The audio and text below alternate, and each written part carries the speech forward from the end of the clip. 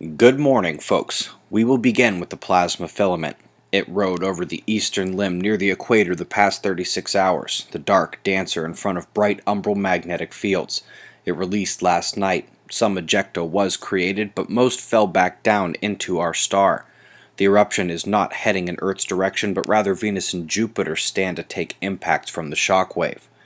There are three more plasma filaments on the Earth-facing side of our star, and each could erupt at any time. That's why we watch them.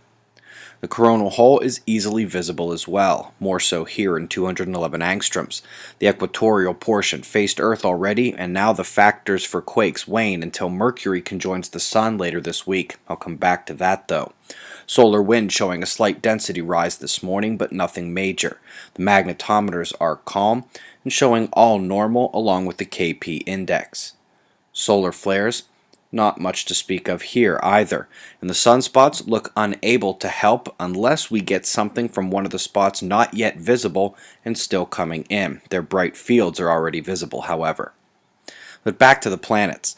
The Saturn opposition was amazing for quakes, as it almost always is, but it's done now, and we look ahead just a couple days for the conjunction of not just Mercury and the Sun, but Mars will have gotten in the mix as well, and something I didn't know, as you see Aldebaran pretty much in a line there too, is that Aldebaran and Antares almost perfectly oppose our Sun. That's a heck of a place for some inner system geometry.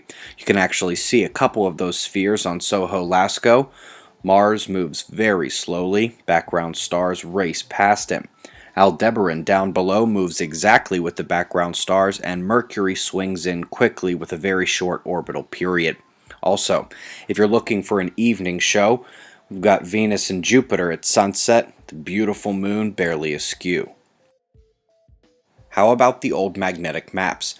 These are very old, out of date, but somewhat useful for pointing out the underground magnetic anomalies of our planet. It would be nice if the two that the US government had posted actually looked somewhat similar, but at any rate, we could likely learn more about earthquakes and storm tracks if we gauge the conductivity, and a group out of MIT just discovered a way to do that using Earth's magnetic field variations from lunar-driven tidal changes. Last note before we get to the weather. We are at 50 episodes of Deeper Look.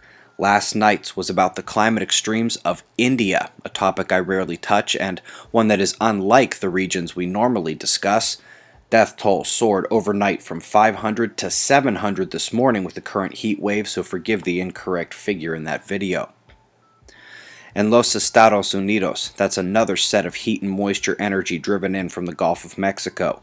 And because it collides with the western flow a bit away from where the main Gulf winds curl back northeast, we'll have two top storm alert zones tonight, but these change, so check your forecasts before sunset. High pressure, both east and west of Europe, driving towards the center with a tiny low in the middle. The only clouds anywhere in that area are stuck there in the middle as well. Down under, I'm up at the cloud layer to see the collisions of southern air coming in from the southwest and a northeastern flow cutting down in. That'll cut through the center of Australia where they meet, while a small low node builds to the south. Neither produce major cloud lines, but you should be able to notice both of them. We've got the polar vortex conditions and some shots of our star to close. It's 6:15 a.m. Eastern Time, and that's the news. Eyes open. No fear. Be safe, everyone.